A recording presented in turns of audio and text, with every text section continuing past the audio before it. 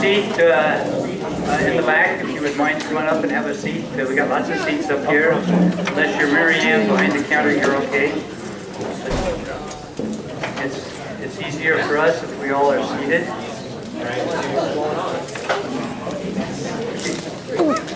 Welcome to the Candidates Night, sponsored by the Goldendale Grange. My name is John Miller, and I was asked to be the moderator.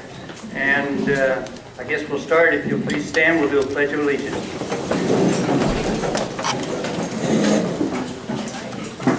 I pledge allegiance to the flag of the United States of America and to the republic for which it stands, one nation, under God, indivisible, with liberty and justice for all. Thank you very much.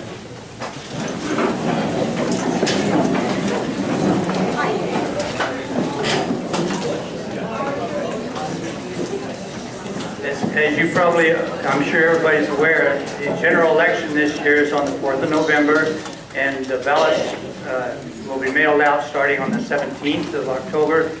So that's kind of a different way to do it than it was many, many years ago, but we make it work.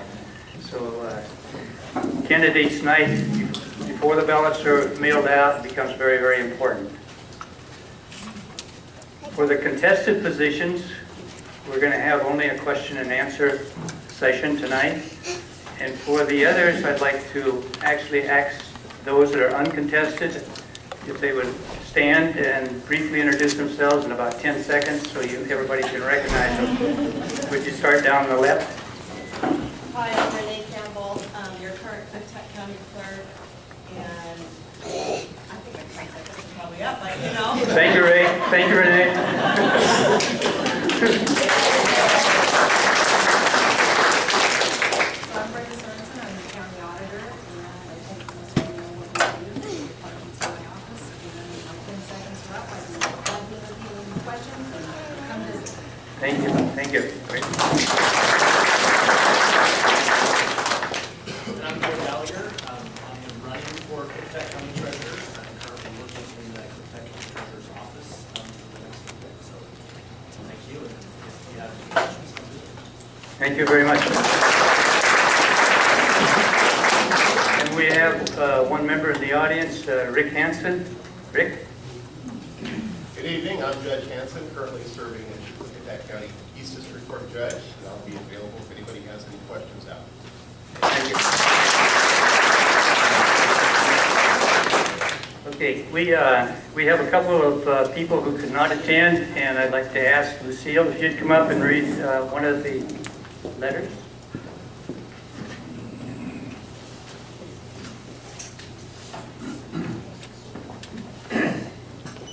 To the folks of Goldendale and the surrounding area. First, let me thank you for the support you have shown me. It is a humbling experience to represent you in Olympia. I wish I could be with you, but my grandson asked me some time ago to come to his high school in Arizona to watch him play football.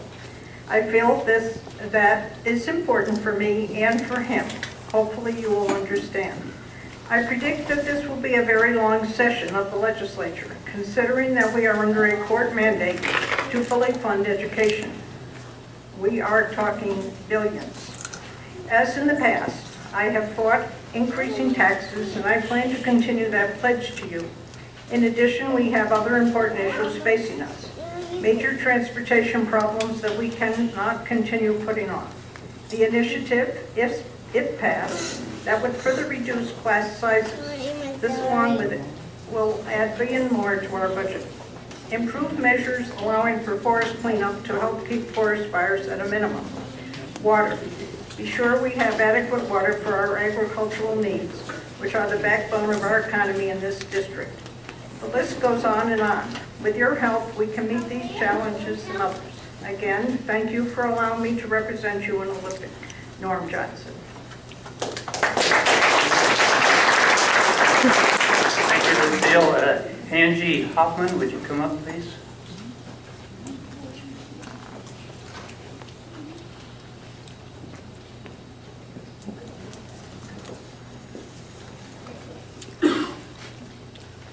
Obviously, I'm not Gina McCabe. I'm her sister, Angela Hoffman, and I'd like to thank the Grange for putting together this opportunity to get to know the candidates better. My sister committed herself 2 months ago to be at an event in Yakima at the Sun Dome, and so unfortunately, as hard as it is tonight to not be at her home event, she can't be here. So she sent this letter, and I'm going to read it. Thank you to Lucille Beavis and the Goldendale Grange members for hosting this event. I'm extremely sorry for being unable to be with you this evening. Prior campaign trail commitments required me to be present in Yakima. My deepest apologies, I hope you'll understand. I'd love for you to forward your questions, comments, or advice to my cell phone, email, or better yet, stop in and see me at the Quality Inn and Suites. My heart is and always will be in Goldendale. I'm working very hard to make you proud, driving the 4 counties in our large district, doorbelling, trying to raise money, and giving so many speeches that I got laryngitis recently, and once again had to have someone else speak for me. I'm your local candidate. Goldendale schools, Goldendale businesses for more than 25 years, Goldendale coach. I'll listen and fight for the needs of this beautiful area. I have the education and experience to serve you. Associate's degree, bachelor's degree, studies at law school, and I'm a certified hotelier who serves in the National and International Hotel Franchise Board. I've worked hard to further understand this district by touring fruit plants, homeless shelters, lumber mills, manufacturing centers, and tomorrow I'll put on my steel-toed boots and tour our regional landfill and local energy plant. I'm the best candidate to represent you in Olympia and locally. I'm very thankful and humbled by the support I've received on this campaign trail. If you have a moment this evening, please thank each of the candidates before you for taking time to run for office. I understand their sacrifice and that of their families. They're heroes willing to serve you, and they're brave risking an election loss. Thank you. Again, I greatly apologize for not being with you tonight. I will be attending upcoming area candidates nights, and I hope to see you at one of them. I sincerely appreciate that you're involved in the political health of our community. Voting is the voice of democracy. Let your voice be heard. Please remember to vote November 4th.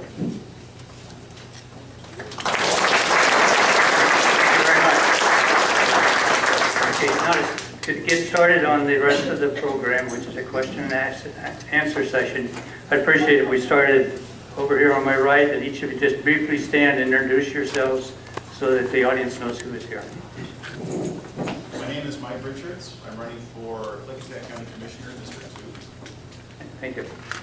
My name is Jeremy Clifford. I'm taking Darlene Johnson's spot tonight. She was unable to attend, and so I volunteered to sit in for her. My name is Dan Gunkel. I am your current DUD Commissioner for District 3, up for re-election. I'm Bob Saunders, Republican candidate for Clickitat County Sheriff. Krista Schroeder, candidate for Clickitat County Assessor. Sherry Carver, I'm running for Clickitat PUD, Division number 3. Michael Scott Bromback, State Rep candidate, 14th Legislative District, Position 1. Dave Sauter, I'm the current Clickitat County Commissioner from District 2, and I am seeking re-election. Mark Boardman, running for Sheriff, Clickitat County, Republican Party.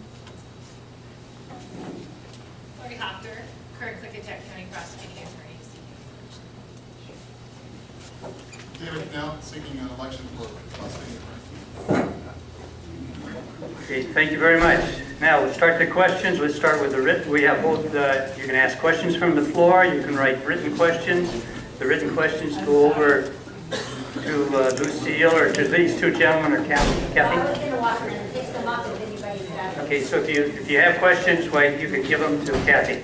Okay, Mike or Scott, you want to read a question? This question is for the sheriff position, for Bob Sauter. We understand the Yakima tribal land is in a close proximity to Goldendale. Does your authority extend to the Yakima tribal lands? How far away in and how much can you do to help this tribe? Bob, you can answer, like you can come up here and answer if you'd like, or you can answer in position depending on your voice. The voice is both. You got it.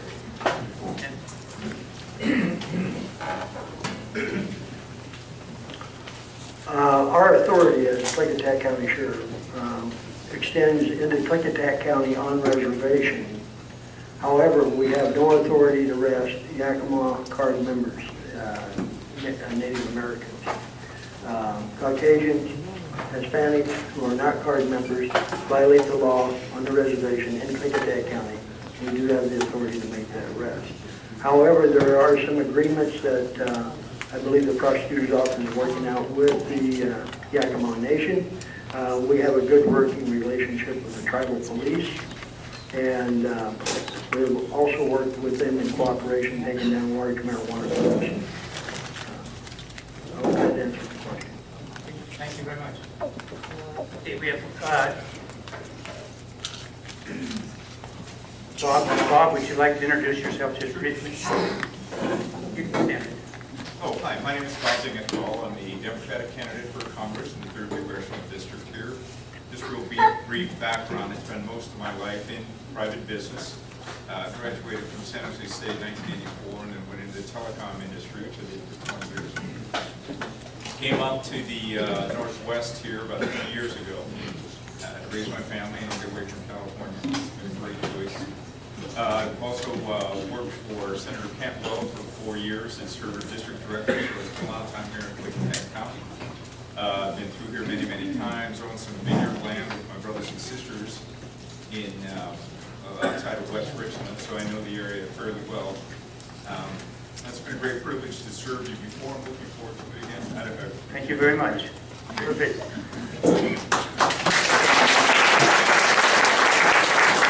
Okay. How about a first question from the audience? Yes, sir. This question is for Dave Knell. Dave, you've been very critical, highly critical of the current administration with regards to delays in cases and dismissals in prosecutions. Currently, there's, on the week from Wednesday, the 22nd, there's 10 cases scheduled for jury trial.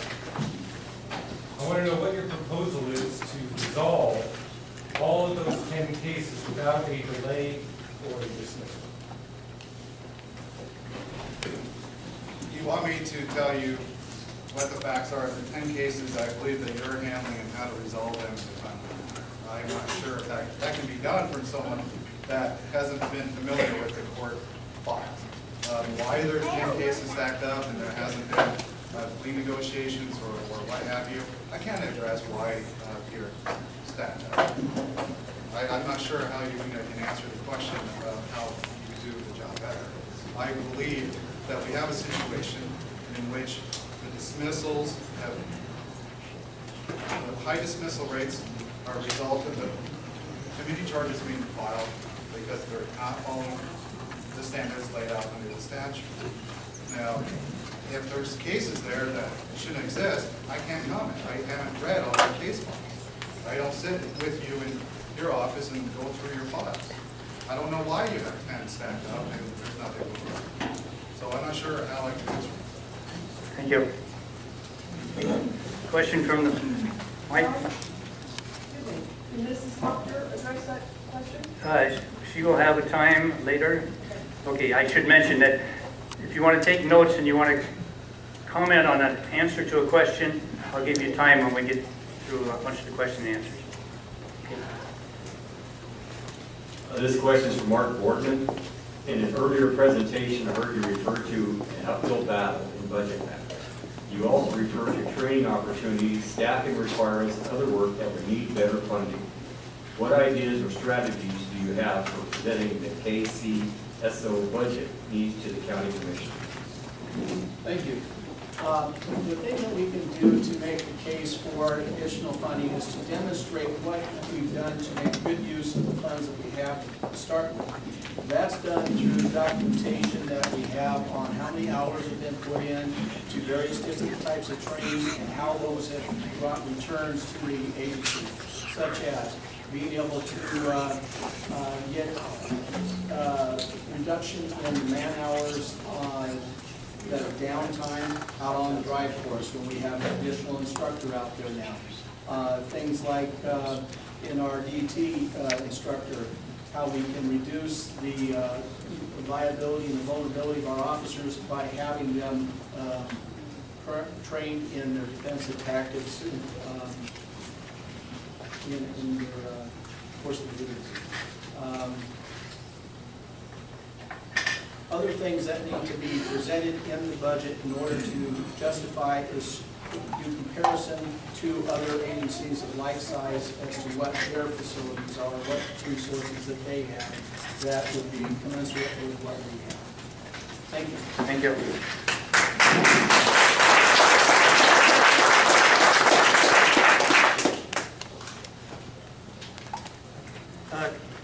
Could you come up and have a seat for the folks in the back, please? There's 4 or 5 chairs right here in front, and there's some others straddled. Okay, we'll try and, I think I'll ask all the candidates when you respond to a question, if you use the mic, it would be easier to understand throughout. Okay, next question from the floor.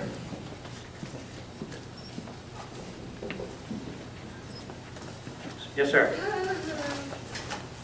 This is for the PUD candidates.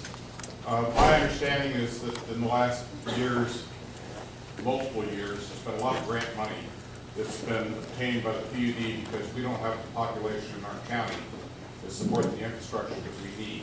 What is your experience in getting grant money so we can continue to increase our infrastructure?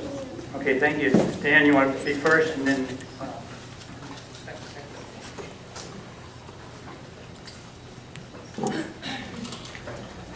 The Clickitat PUD board and top management have been extremely effective in receiving grant monies from various agencies, including working cooperatively on an ongoing basis with the Clickitat County Board of Commissioners. There are numerous granting agencies out there. As time goes on, there are different funds available from different agencies. Going back to some key projects, Clickitat, for example, received a 90% plus grant. They had infrastructure requirements ahead of them to the tune of $7 million. When it was all said and done, they owed less than 10% of the infrastructure cost, and that was a collaborative effort between a number of agencies, including the Department of Ecology and several other Washington State agencies. Currently, we are working on the Knucklehead water system. The U.S. Department of Agriculture has stepped in big time for that project. The grant there is 75%. Clickitat County and the PUD have teamed up to work collaboratively. The use of the infrastructure fund to support that effort. The current status of that project is underway. The well has been drilled. It produces sufficient quantity and quality of water. We should be out to bid for the cost of the project hopefully by the end of this month. And then Mike will get together with the community and give them an update on that. But there have been many, many projects that PUD has worked with in cooperation with those agencies for the benefit of many small communities.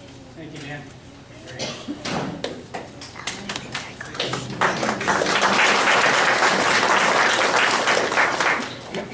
As far as the grants that Dan is talking about, I think we're talking about our water and wastewater systems. And I know between the PUD commissioners and the county commissioners, they've been very dedicated to bring these water and wastewater systems to these individual communities.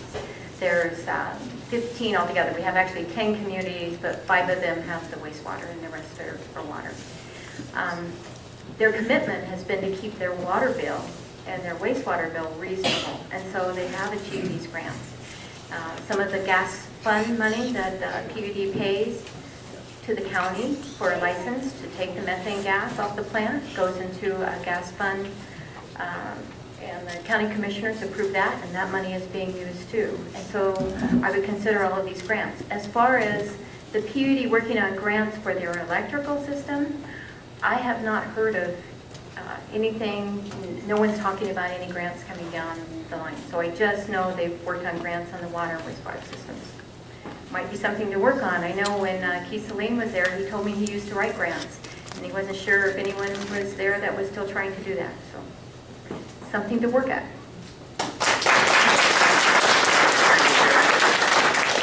Question, Mike?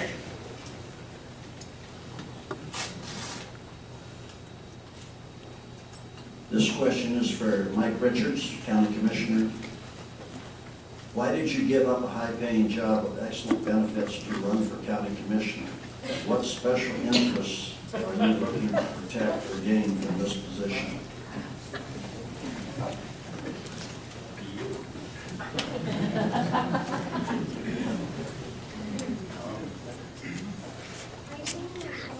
It is true, I did take a hiatus from work this year in order to pursue the position of county commissioner. I'm not looking to gain anything by that. I guess regarding the pay cut, it's a substantial pay cut, but I believe in doing the right thing, and this is something I've always wanted to look into.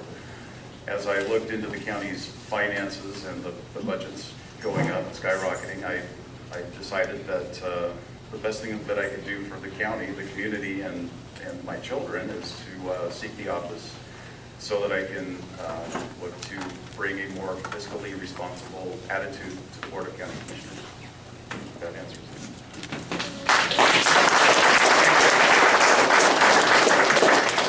Okay, another question from out in the audience?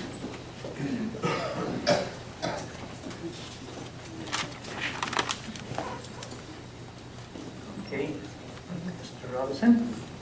This is for Bob Songer. It has been a long time since you held a leadership management position. How much time is necessary for you to get up to speed?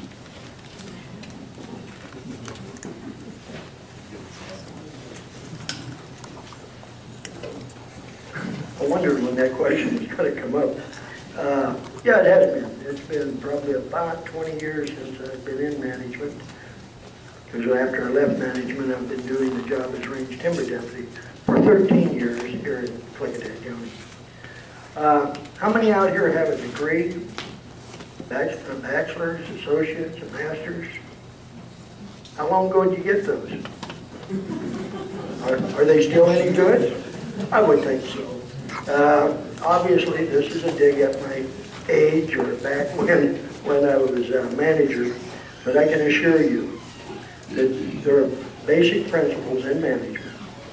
How you treat your employees, train your employees, delegate their duties. Do not micromanage them, hold them accountable, praise them in public, and discipline in private. Those are great basic management. Now I know out in the management world today, that just like when I was in management, there was always some bells and whistles and new forms and how you go about it.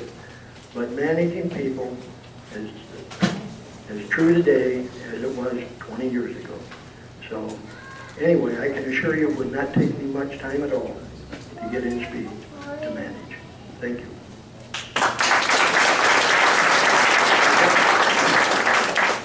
Okay. Yes, sir? This is for Mark.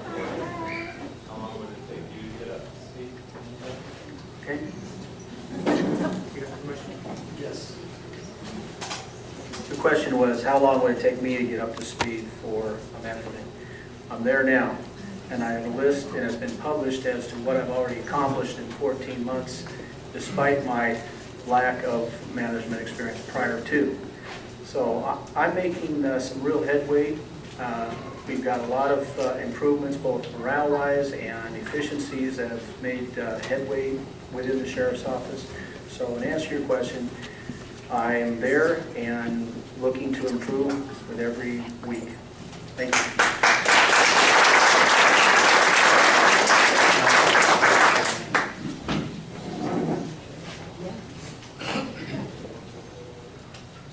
Mr. Sauter, concerning the state auditor and the Washington State Patrol investigation into your travel reimbursements, Why have you not included original receipts for out-of-county travel as required by the county travel reimbursement authorization form?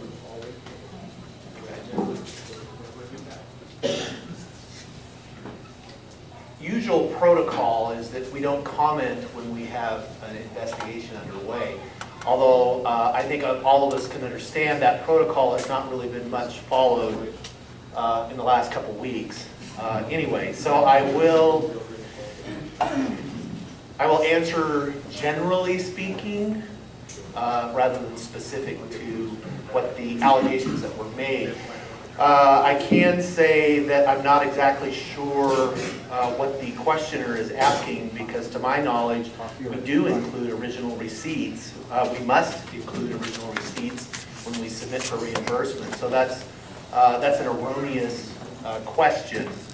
And so I'm just going to leave it at that.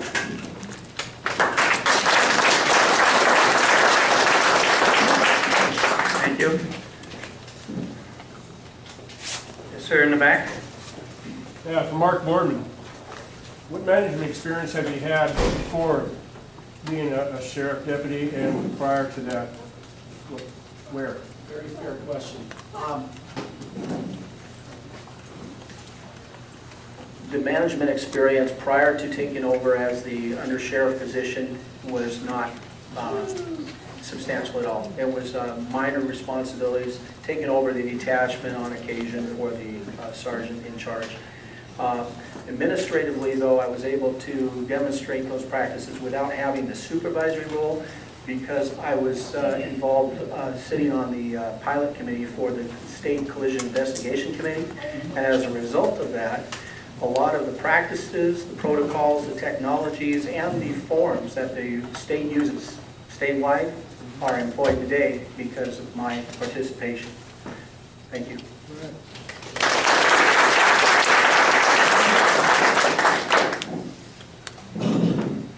Scott?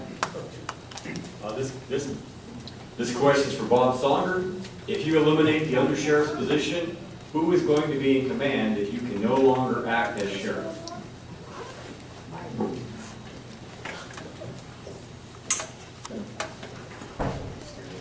That's a good question. It'd be the chief criminal deputy. That would be next in command, would be the chief criminal deputy. And I might add, I hear about morale.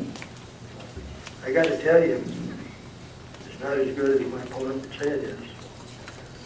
I'd have you talk to a deputy, talk to a police officer, talk to a state trooper that you know, and see who they think is the best qualified to be sheriff of this county. Thank you.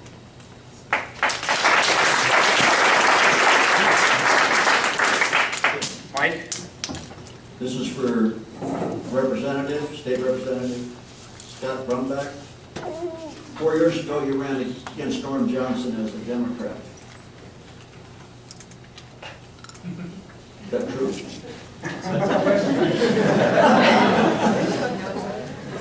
I hope I don't break this here. I did. I can tell you I have blue-collar roots. I'm a lawyer now, which probably won't get me any more votes if I say that, but that's all right. I'm a blue-collar guy. Was in the Army for a number of years. Reagan was a Democrat too, and he changed his ways. The Democrats in Yakima County did not endorse me. When I ran against Norm Johnson and Michelle Strobel, I was the most conservative person in the race. My guide is the Constitution. My guide is the Declaration of Independence. There is nobody, and I mean nobody, stronger on the Second Amendment than me. So, you know, it's nothing I'm ashamed of. In fact, when I look at the people who vote, they're all citizens, all of them. And there are people in the Democrat Party that I believe are trapped in a party that has gone far extreme left. And that was my point. Because if I was elected, you can bet you would have heard from me. Because this state has drifted so far left, there's nowhere else to go.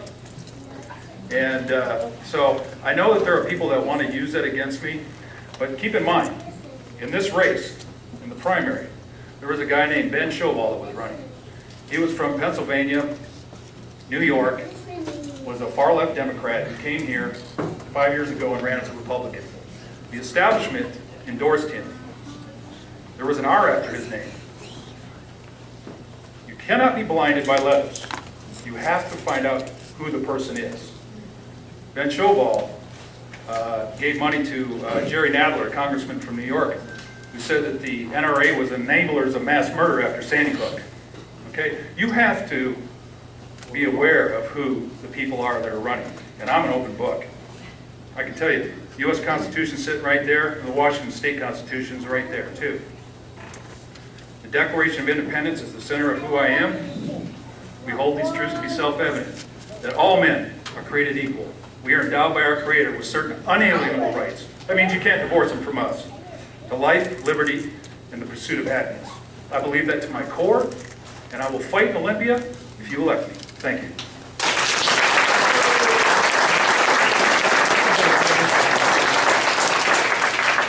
Okay, back to the floor. Question? Yes, sir, front row. So my question is, I know the candidate, the sheriff candidate's position on the Second Amendment. I'd like to know the prosecutor's position on the Second Amendment, and especially what does shall not be infringed mean? Okay, Lori, you're first.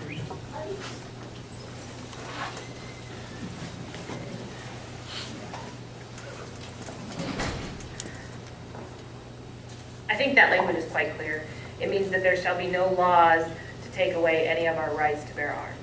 And as prosecutor, I will not enforce any laws that diminish our rights to defend ourselves and have arms. That does not mean that drug dealers, offenders, people with mental illness should have guns. And if they are a danger to society, there's problems. But absent some concrete reason why an individual is a danger or a threat to our community, they have the right to bear those arms, and we shall not make any laws or regulations to infringe upon those rights.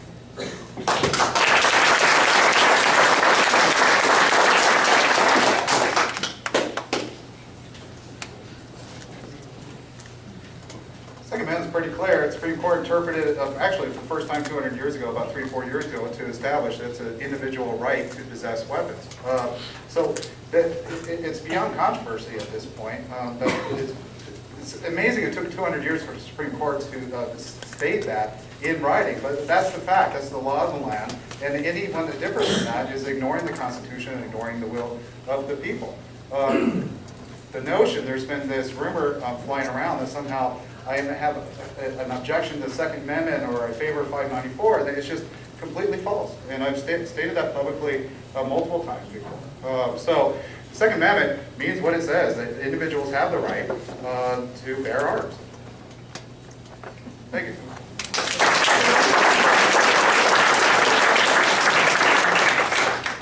Scott? This question is for Mr. Quisnell. It says, I watched the recording of the responses at Bickleton and Dallasport. You indicate you would prosecute everything from gun owners if I-594 passes, to civil rights icon Rosa Parks. What room does that leave for discretion to prosecute for trespass? The owner of cattle when the cattle stray from open range and into a herd law area.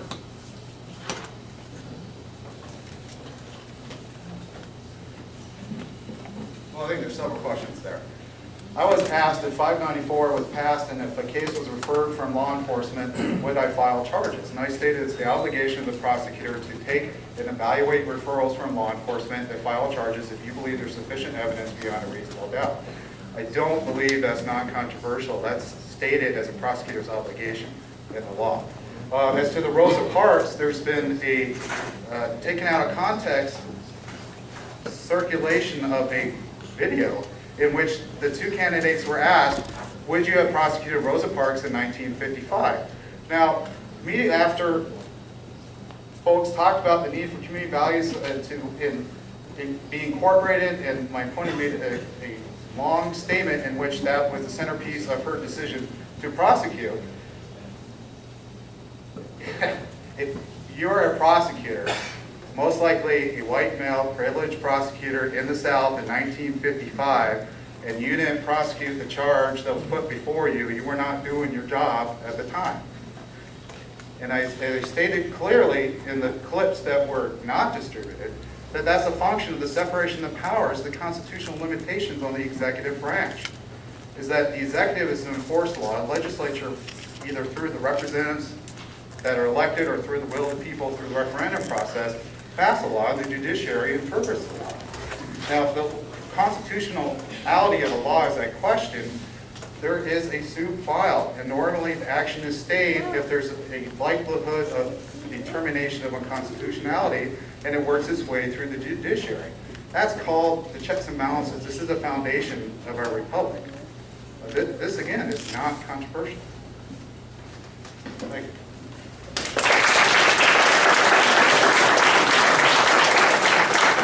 Okay, Mike? This is for both the assessor candidates. My house was only half completed this summer and I did not have a certificate of occupancy. Will I have to pay taxes on a house that I can't live in yet? Krista, you want to be first?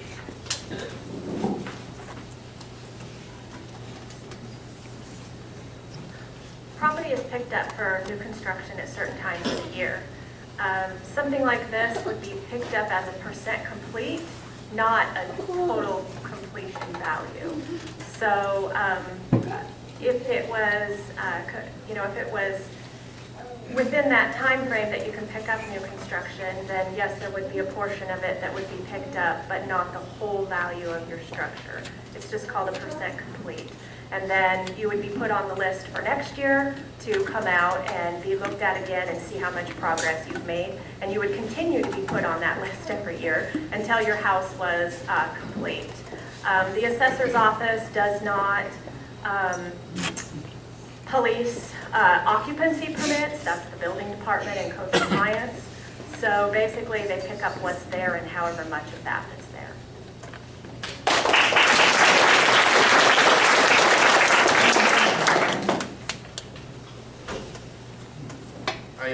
I agree with Krista.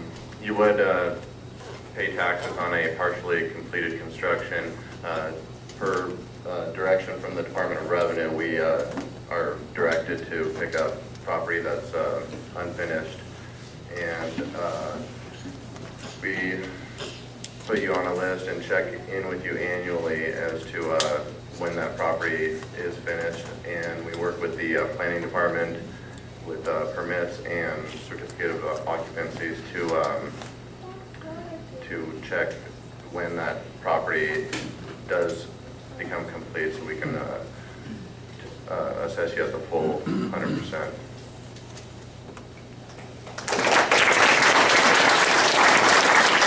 Just a little sidelight to see how far we are ahead of some countries. I was traveling in Central America. Property is not taxed until the building is complete. Every building has some rods sticking out some places because they're going to, they collect no taxes. Right? This question is from Mr. Dingenthal. Washington State's 2 Democratic senators are a reflection of President Obama. Are you going to be the same?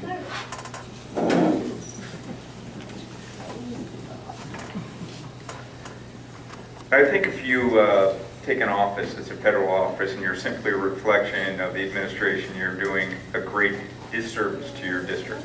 One of the reasons that the Constitution spells out very definitively what a representative in the House of Congress does is because they're the people that are supposed to be closest to the people.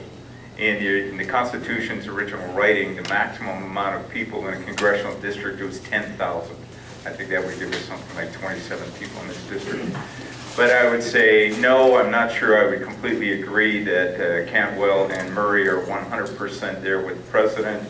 But I think you have to reflect your constituency, not your party. And that's one of the biggest problems we have right now is we are such a party polarized Congress that we can't get anything done. In fact, this has been the least productive, one of the least productive Congresses in history.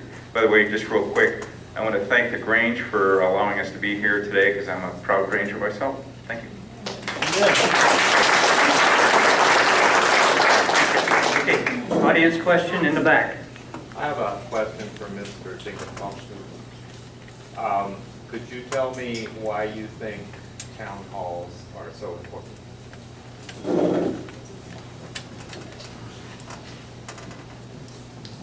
Yeah, thanks very much. It's a great question. And I'll tell you why, and it kind of is a bit of a takeoff on what I just described. If you are 100% focused on Washington, D.C., you start to see everything with what I refer to as a capital-shaped head. You see how it affects elections and how it affects people in other districts, but you're not really focused on what your constituency needs. When you go to town halls and you meet people and you have people speak openly, particularly people who disagree with you, you learn something. If all you're going to do is insulate yourself in a situation where you only hear what you're predisposed to hear, you never learn. And if you don't learn, you're doing a terrible job of representing your people. It's good sometimes to hear, it's good all the time, by the way, to hear the things you don't want to hear. And it's important to listen with the intent to understand, rather just formulating your defense when people speak to you.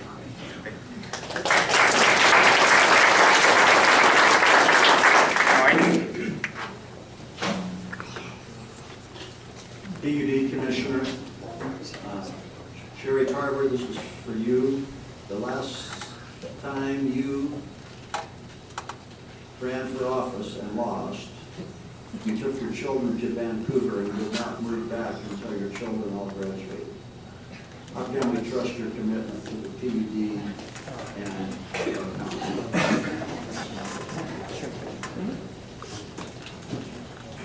That's a great question. You're talking 25 years ago.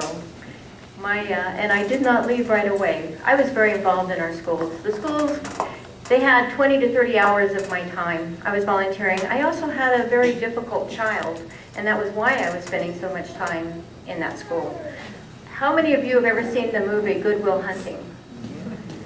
I had that child. That child could take any chemistry problem, any mathematical problem, and solve it in his head. He actually got a D in chemistry his junior year because he didn't show his work.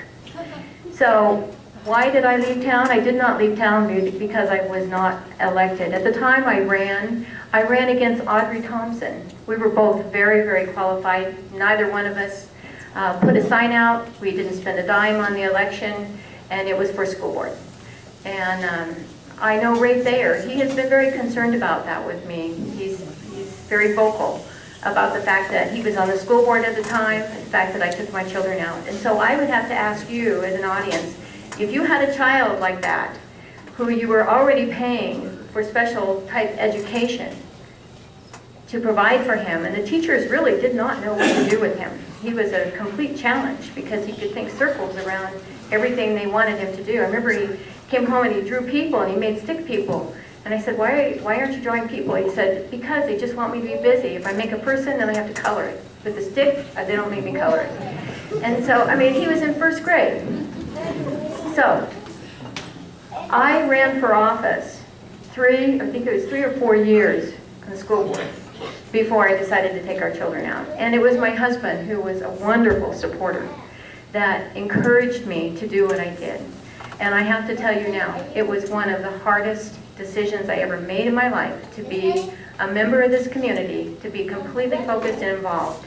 Volunteering, I volunteered for the library, I volunteered for a lot of things back then, and to pull my children out and have to commute. He and I commuted every weekend, midweek. Dennis came down every Tuesday. Sometimes I would bring the kids home and back. That was not an easy decision. So I'm very dedicated to my kids, I'm very dedicated to my community. And when it was all said and done, here I am. I'm still dedicated.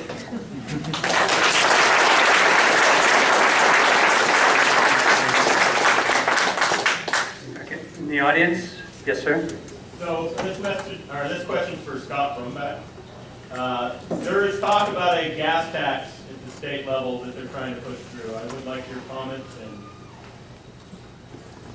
whatever about that. Well, you can't say no new taxes anymore. Nobody believes you when you say that. But I absolutely, no tax, no fuel tax. Yeah, I mean, no. I was at a transportation symposium yesterday, and a lot of the big wigs were in Yakima talking about it. And it was amazing. They went back to President Eisenhower and the transportation, the interstate highway buildup. What they forgot about was the context of the time. That preceded LBJ, whose Great Society cost us, I don't know, $2-3 trillion in addition to a couple of wars. Whole different. We have an $18 trillion debt at the national level. 90 million taxpayers. If you do the simple math, that's $200,000 per taxpayer. About 25% to 29% of the Washington state budget comes from the federal government. That's going to dry up as the federal government mismanages more and more of its money. Our money, I misspoke, our money. Transportation is a big deal. I know a lot of folks with the jobs changing around here have to commute, same in Yakima. It hurts regular people. It hurts the wine and cheese crowd is what I call the ones who talk about raising taxes, the ones that live up on the hill, the ones that don't have a problem with 11 cents a gallon. But when you talk to regular people, the ones that go to work, they're going to drive less. Farmers depend on lower fuel taxes. I tell you what, it's a killer.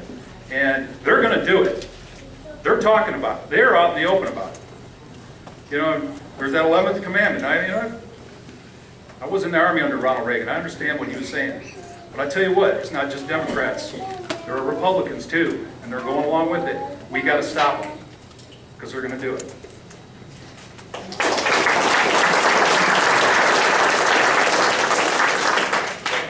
Scott? This question from Bob Songer.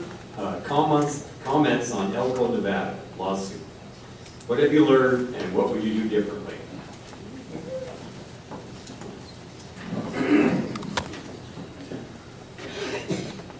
Well, I thought it was going to be something more recent. But anyway, in reference to the lawsuit, I'm glad you brought that up. It's going back, I think, close to 20 years. I was police chief at the time. We had some employees who were harassing another employee.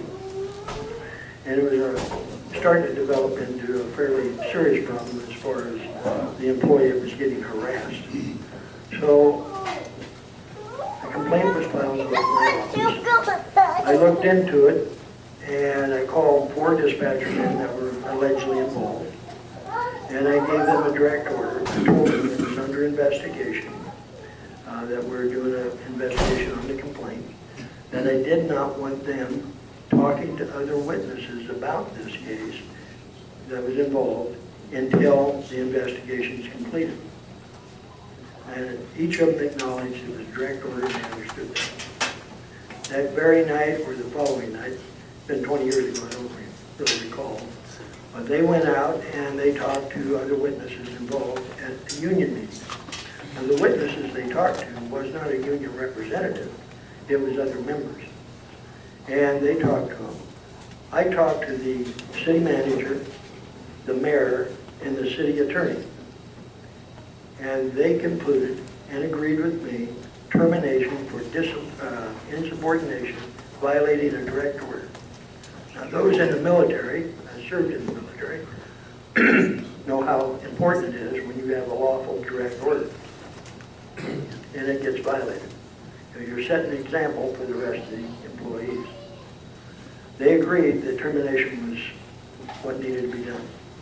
I terminated those 4 dispatchers, and of course, they sued for wrongful termination, sex discrimination, and First Amendment violation. When you're with government, you got a risk management pool, and they look at this, is it easier to settle it out, pay it off, or fight it? They hired an attorney out of Reno, Nevada by the name of Tom Beckel. Mr. Beckel was known for a labor attorney. And the city discussed it with Mr. Beckel and the city council and everybody. And it was agreed that they would pursue the case to trial.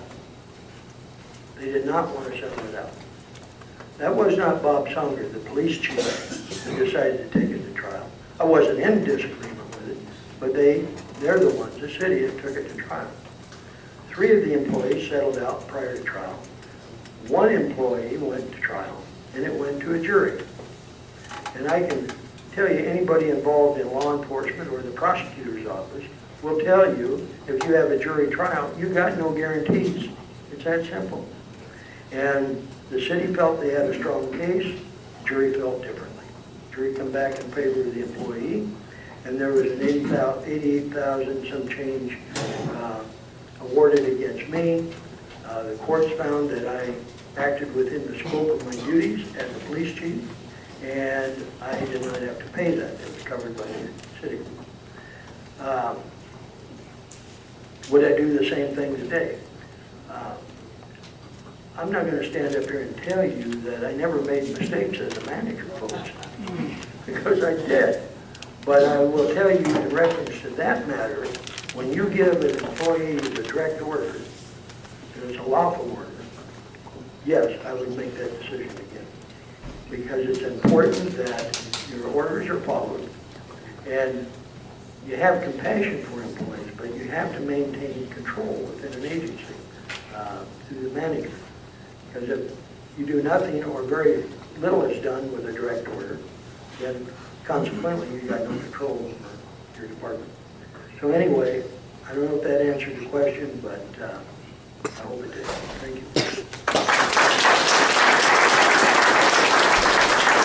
Thank you. Mike? This is for Krista Schroeder. Why did Krista give her demand for inquiry to the Goldendale Sentinel before she gave it to the prosecuting attorney?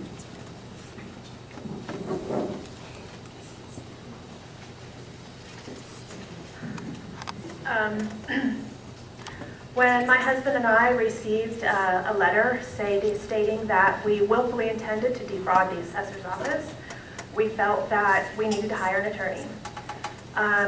Darlene Johnson has ran roughshod over top of her own employees, the other county departments. She's thumbed her nose at the Board of County Commissioners and pretty much anybody else that's tried to keep her in check and help her to do her job in the last few years. And I just could not think of any other way to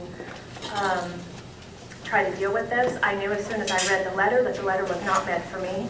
The letter was meant to go out to the public, which it did actually before I got it. It was given to her neighbor the day before I received the letter, and it was delivered by Darlene Johnson personally to her neighbor, who she purchased property from, and who also is an avid supporter in her campaign. So my husband and I, we went down and we did talk to an attorney, and we left it in his capable hands.